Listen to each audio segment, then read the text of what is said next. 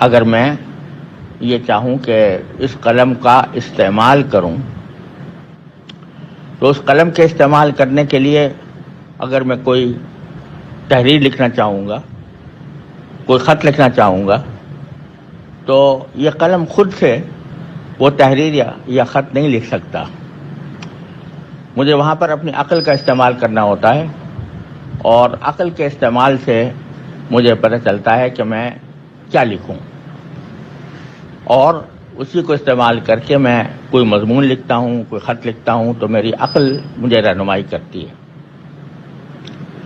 لیکن جس طرح حواس ساری چیزوں میں ہمیں علم عطا نہیں کرتے، بلکہ ان کا ایک دائرہ ہے، ان کی ایک اسفیئر اور یا جورسڈکشن ہے جس کے اندر رہ کر وہ کام کرتے ہیں، اس سے باہر نہیں کر سکتے.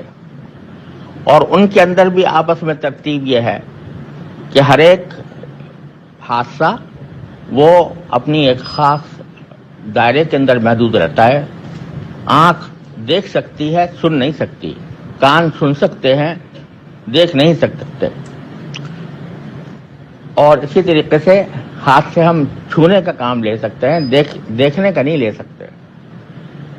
تو اسی طریقے سے حواس کا خمسہ کا دائرہ بھی ایک جگہ جا کر ختم ہو جاتا ہے، تو وہاں سے عقل کی پرواز شروع ہوتی ہے.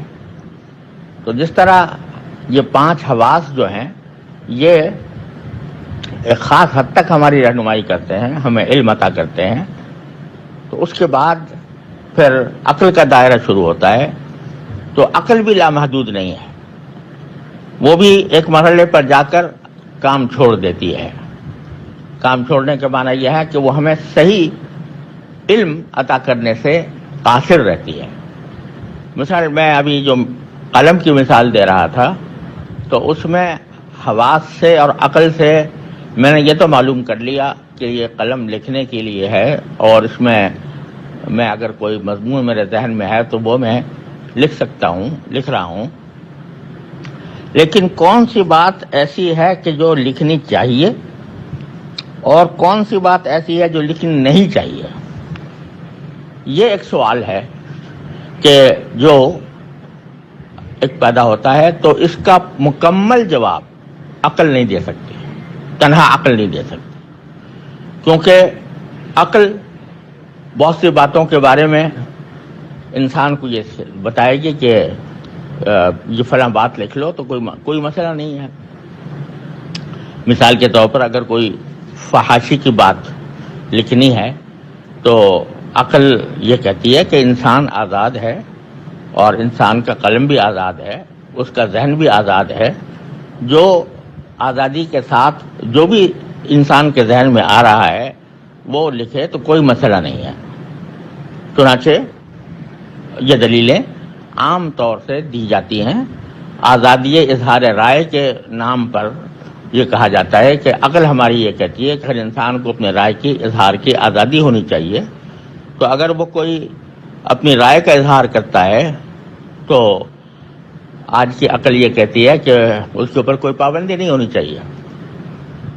لیکن افسوس یہ ہے کہ جو لوگ آزادی اظہار رائے کا نام استعمال کرتے ہیں، وہ یہ بتانے سے معذور ہیں کہ آزادی اظہار رائے کی کیا حدود ہیں، کیا لمٹس ہیں، اور کس حد تک اظہار رائے انسان کے لیے جائز ہے اور کس حد تک وہ جائز نہیں ہے.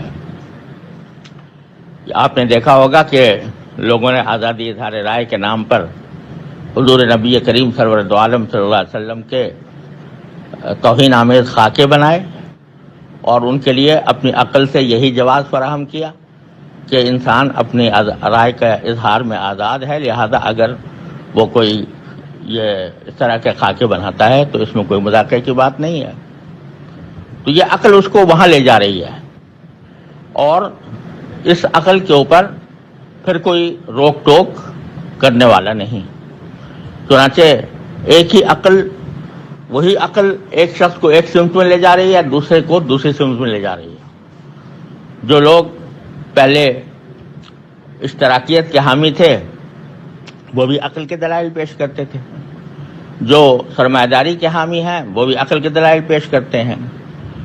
پوری فلسفوں کی ایک تاریخ ہے، اس کے اوپر اگر آپ نظر ڈالیں تو انسان اپنی عقل کو استعمال کرتے ہوئے کتنی متضاد راہوں پر گیا ہے۔ اب اس میں سے کون سی راہ صحیح ہے، کون سی غلط ہے، اس کا فیصلہ میری عقل کی بنیاد پر کیا جائے تو کوئی عالمگیر حقیقت وجود میں نہیں آتی۔ تو اس موقع پر اللہ تبارک و تعالی نے جہاں عقل انسان کو مختلف راہوں میں بھٹکا رہی ہو، اس موقع پر اللہ تبارک و تعالی نے علم کا ایک تیسرا ذریعہ ہمیں عطا فرمایا ہے، جس کا نام ہے وحی الہی۔ اللہ تبارک و تعالی خود اپنے پیغمبروں کے ذریعے اور اپنے کتابوں کے ذریعے